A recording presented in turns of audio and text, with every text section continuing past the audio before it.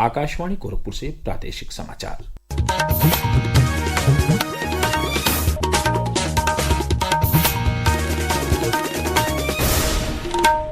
नमस्कार, समाचार बुलेटिन के साथ मैं वेद प्रकाश पाठक। पहले मुख्य समाचार। प्रधानमंत्री नरेंद्र मोदी ने ऑपरेशन सिंदूर की सफलता में भारतीय सेना की भूमिका के साथ मेक इन इंडिया की ताकत को बताया बड़ी वजह। कहा, ऑपरेशन सिंदूर में दुनिया ने नए भारत के स्वरूप के दर्शन किए।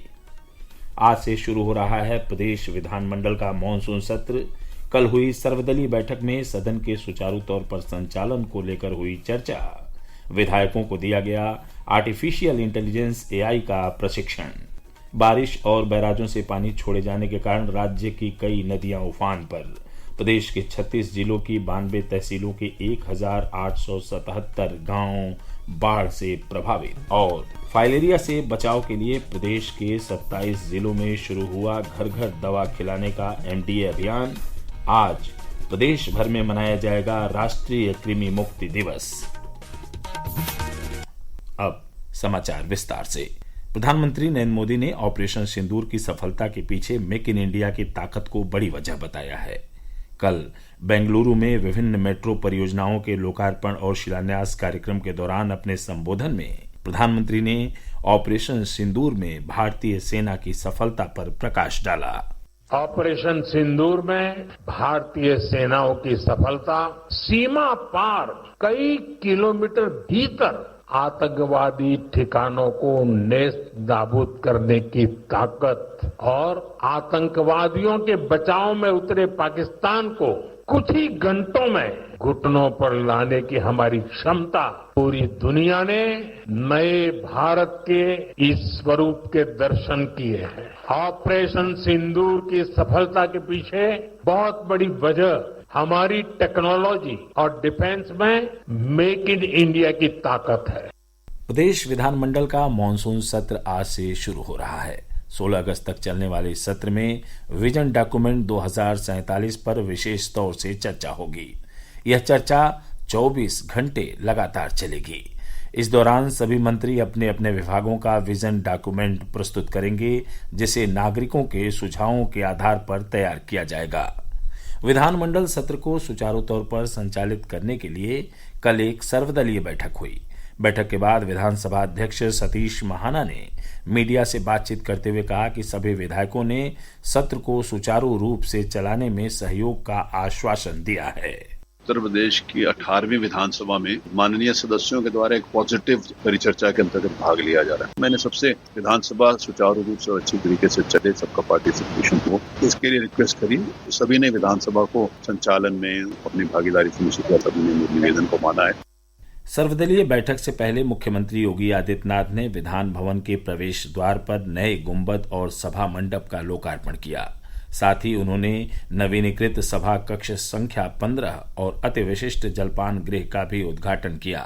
मुख्यमंत्री ने कल ही अपने आवास पर भारतीय जनता पार्टी सचेतक दल की बैठक भी की।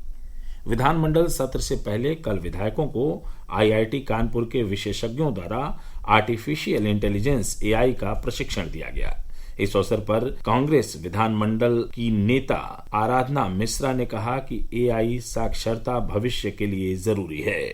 जिस भविष्य की परिकल्पना हम कर रहे हैं वो बिना एआई के अधूरी है। तो एआई की साक्षरता बहुत आवश्यक है, उसकी जानकारी बहुत आवश्यक है। मैं बधाई दूंगी माननीय अध्यक्ष जी को कि उन्होंने आईआईटी कानपुर के प्रोफेसर्स को बुलाया है और मुझे लगता है इससे लाभ मिलेगा।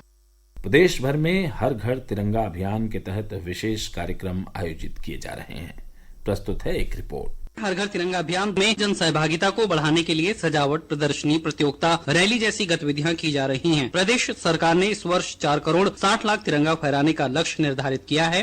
प्रदेश के संस्कृति एवं पर्यटन मंत्री जयवीर सिंह ने बताया कि पिछले 2 सालों में उत्तर प्रदेश ने देश में हर घर तिरंगा अभियान में सर्वश्रेष्ठ प्रदर्शन किया है। इस साल भी हमारा प्रयास है हम सर्वश्रेष्ठ प्रदर्शन करें। इसके लिए व्यापक तैयारियां हैं। सामाजिक संगठन हो, आम जनमानस हो, सरकारी विभाग हो, सभी लोगों का महत्वपूर्ण योगदान इसमें रहने वाला है। हमारे राष्ट्रीय गौरव के प्रतीक तिरंगा को लेकर लोगों का जुड़ाव एक सामाजिक एकता का परिचायक भी हो, यही प्रयास पुरजोर तरीके से किया जा रहा है। शैलेंद्र शर्मा, आकाशवाणी समाचार, लखनऊ। प्रादेशिक समाचार आप आकाशवाणी गोरखपुर से सुन रहे हैं। यह समाचार बुलेटिन हमारे YouTube channel AIR news Gorakhpur और एक्स हैंडल AIR न्यूज_GKP पर भी उपलब्ध है। राज्य के कई जिलों में बारिश और बैराजों से पानी छोड़े जाने के कारण प्रमुख नदियां उफान पर हैं। हापुड़, बदायूं, फर्रुखाबाद और बलिया में गंगा नदी तथा मुरादाबाद में रामगंगा नदी का जलस्तर खतरे के निशान से ऊपर है। बाराबंकी और अयोध्या में घाघरा नदी खतरे के निशान को पार कर गई है। लखीमपुर खीरी में शारदा नदी खतरे के निशान पर बह रही है। इस बीच राहत आयुक्त भानुचंद्र गोस्वामी ने बताया है कि अब तक प्रदेश के 36 जिलों की 92 तहसीलों के अंतर्गत 1877 गांव बाढ़ से प्रभावित हुए हैं। बाढ़ प्रभावित इलाकों में 6 लाख से अधिक लोगों को राहत पहुंचाई गई है। 475 बाढ़ शरणार्थियों में 65,000 से अधिक लोगों को रखा गया है। मुख्यमंत्री योगी आदित्यनाथ के निर्देश पर प्रदेश के मंत्री और जनप्रतिनिधि बाढ़ प्रभावित क्षेत्रों का दौरा कर रहे हैं। राज्य के जल शक्ति मंत्री स्वतंत्र देव सिंह ने कल गोंडा जिले के एली, परसौली, पिलसर और ब्योंदा माझा में बाढ़ प्रभावित क्षेत्रों का हवाई सर्वेक्षण और स्थलीय निरीक्षण किया तथा बाढ़ पीड़ितों से बातचीत कर राहत सामग्री वितरित की। श्री सिंह ने बाढ़ प्रभावितों को आश्वस्त किया कि राज्य सरकार पूरी तरह से संवेदनशील है और हर संभव सहायता दे रही है। इधर नेपाल में बारिश होने के कारण रात्रि में भी 1.25 लाख 1.5 लाख पानी क्यूसिक निकला है। अब वो बलरामपुर होते हुए सिद्धार्थनगर उधर निकला है। इधर घाघरा, सरयू और शारदा इधर पानी स्थिर हो गया था, लेकिन अब ये भी पानी उतर रहा। इधर बाराबंकी, अम्बेडकर नगर और अयोध्या, गोंडा, अब पानी इधर भी उतर रहा है। हमारे जनप्रतिनिधि भी गाँव में जा रहे हैं और राहत सामग्री का वितरण हो रहा है और गाँव गरीब किसान को राहत भी मिले, इसके लिए रात दिन हम लोग परिश्रम की पराकाष्ठा कर रहे हैं।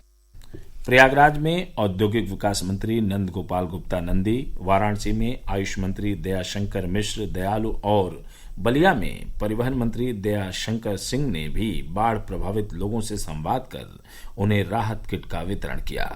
राज्य मंत्री बलदेव सिंह औलख ने कल पीलीभीत में बाढ़ से बचाव के बारे में अधिकारियों के साथ बैठक कर उन्हें जरूरी दिशा निर्देश दिए।